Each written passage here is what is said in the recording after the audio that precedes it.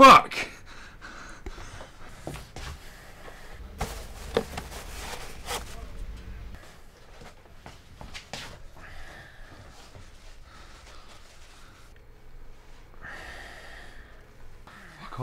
I'm really sorry, mate. Are you okay?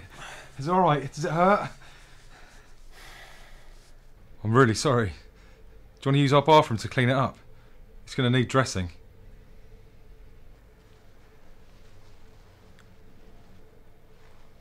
Where did you go to school? What? Why do you want to know that? Look, mate, I really think you should take care of that cut. It looks pretty deep. Do you want me to get the first aid kit? Hello? Mate? Are you alright?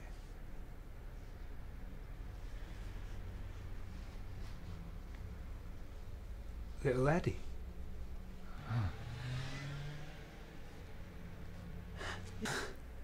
Yeah, I remember you. I used to watch you on TV every day. You were massive.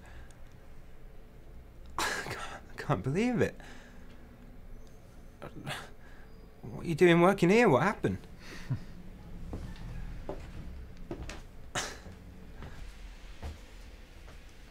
Well, like every other child star, I grew up. No one wants to watch a spotty teenager, do they? I can't believe it. I grew up watching you. Most of the time I wished I was you. You had it all. Well, not anymore.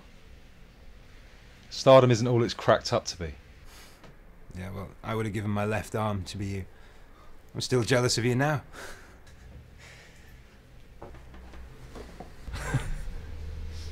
What's to be jealous of?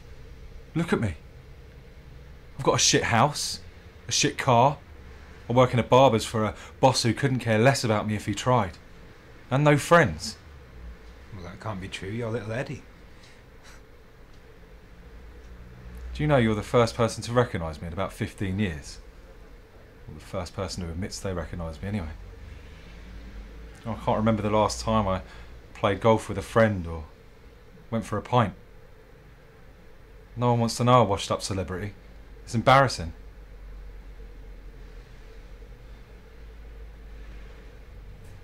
I know loads of people that would love to hear about you.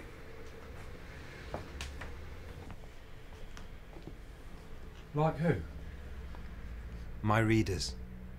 Eddie, I work for a newspaper. I'm a writer. And I know if I wrote a feature on you, everyone would want to read about it. I don't know. Yeah, I could interview you about your experiences and... In fact, I could interview a different grown-up child star each week. Turn it into a feature. Where are they now kind of thing. Well, I suppose it would be good to tell people about the downside of stardom so that parents don't let their kids make the same mistakes I did. So long as you think people would want to read it. Eddie, I guarantee you, everyone is going to want to read this. No one will want to read this. But imagine a new feature each week where I interview a grown-up child celebrity. If Eddie's anything to go by, it's going to be a sad case. This guy had everything as a kid, and now after years of being centre of attention, he's a loner. Everybody ignores him. David, no one wants to hear about some fucking loner. People don't want to hear about somebody born cute and talented, getting paid a fortune to appear on television, now living happily ever after. People don't want a happy ending.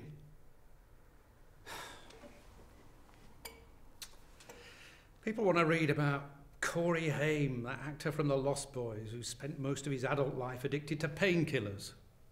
Or Lisa Jones from Nanny and the Professor, turned junkie and overdosed.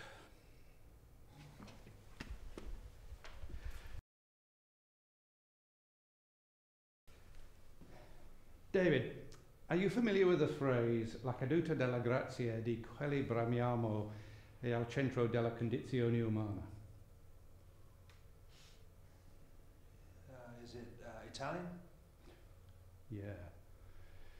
It means the fall from grace of those we covet is at the core of the human condition.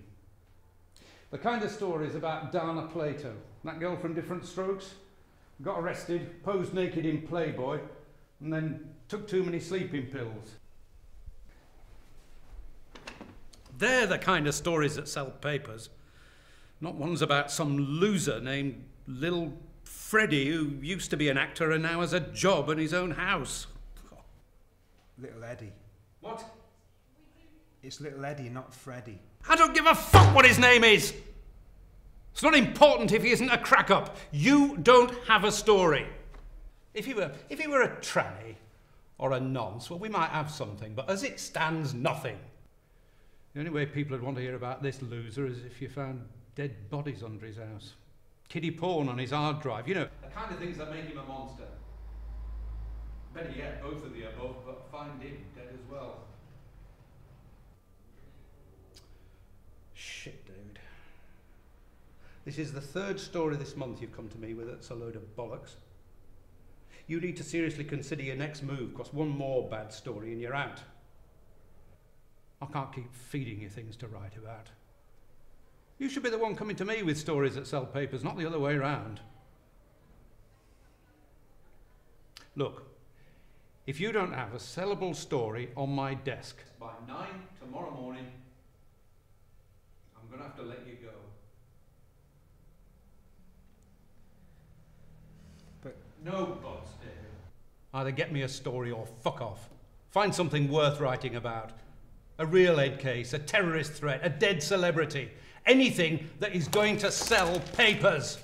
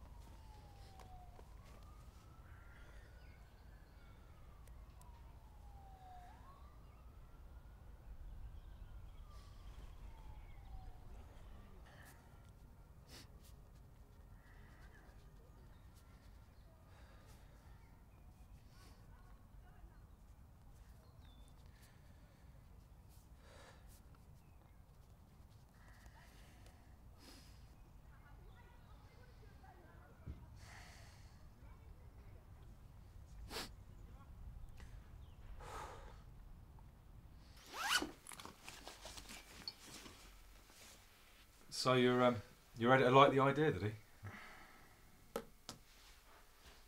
He loved it. He thinks everybody's going to love it. Oh, I managed to dig out some old clips of the show. I thought we could watch some. Maybe I could tell you some backstage secrets. That'll be fun. Pardon? Sorry, nothing. Should we start? Sure. Where do you want to start? The beginning.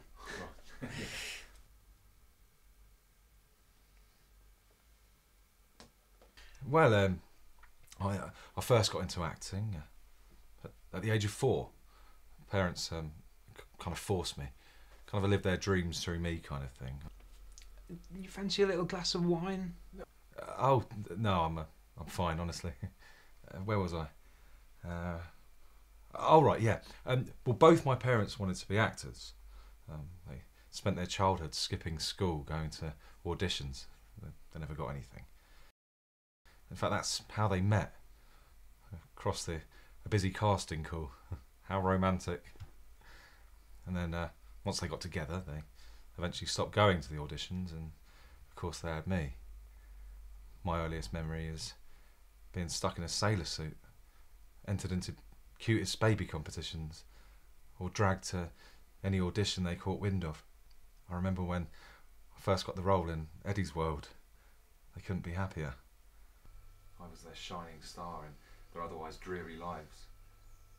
You know, I remember at the height of my fame, they even quit their jobs, started to live off my money. They were so happy. You sure you wouldn't like a glass of wine? It's a really good wine from a fine year. Honestly, I'm fine, cheers, but maybe in a bit, eh?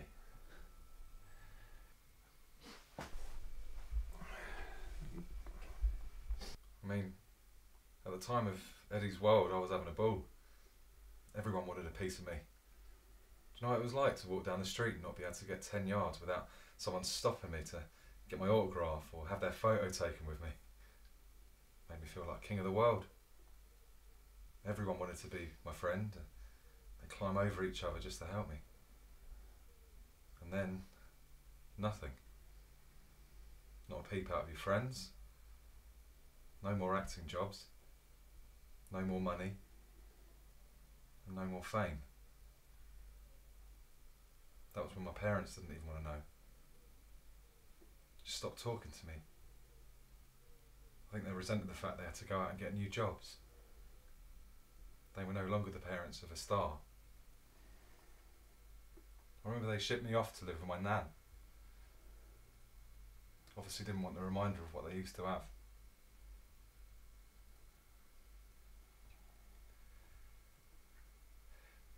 Maybe I will have that drink after all.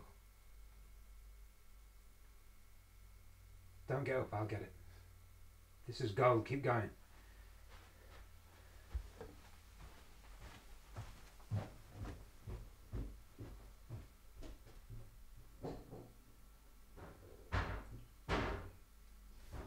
Sounds like you need a hand.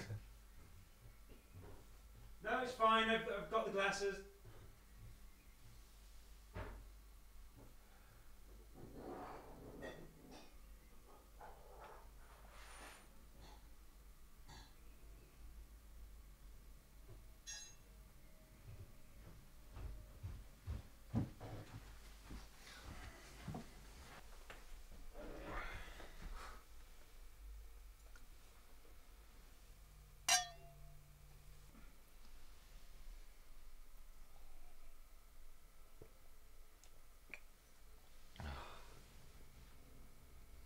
I mean, it's not so much the fame I miss, it's more what comes with it.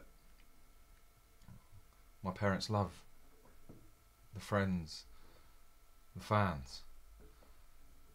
I really felt like a somebody, on top of the world. And then, just like that, nothing.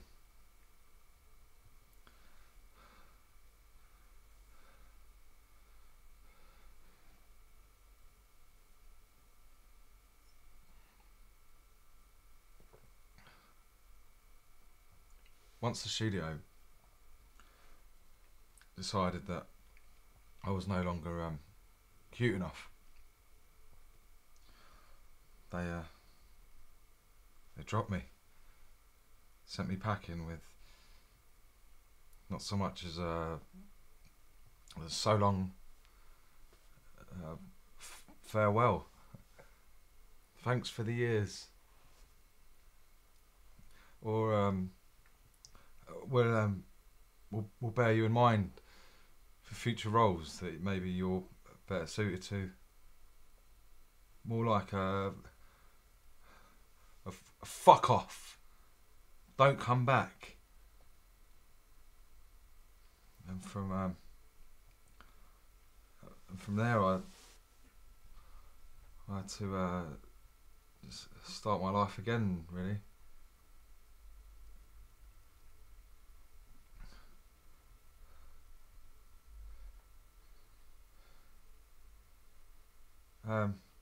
How's your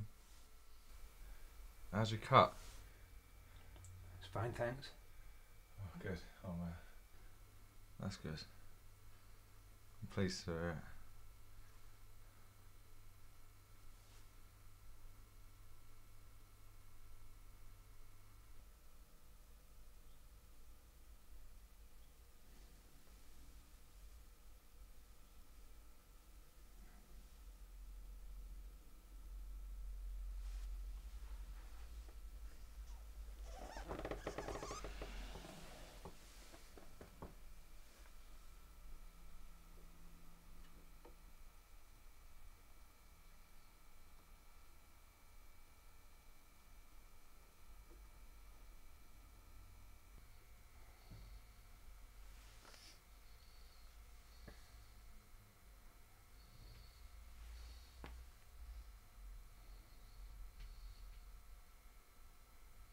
Hello?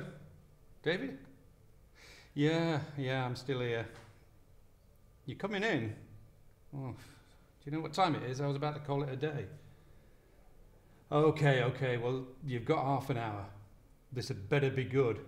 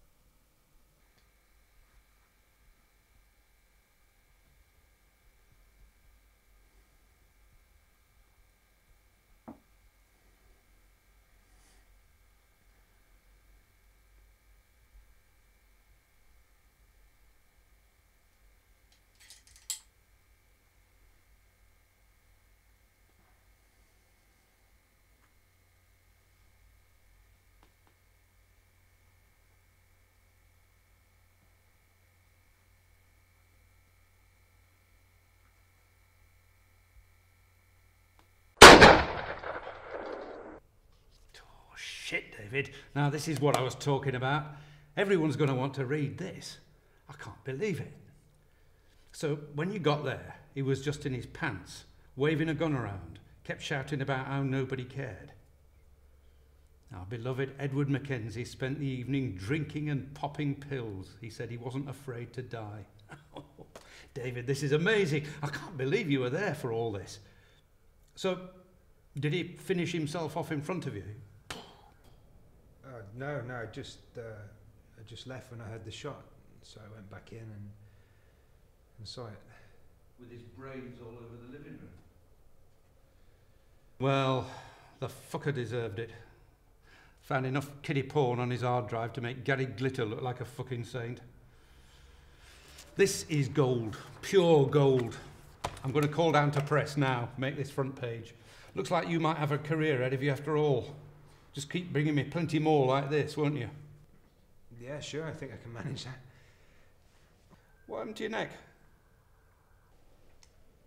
Oh, this, nothing. Barber cut me. Yeah. Well, still you hear about these things. You could sue. Make him pay for it.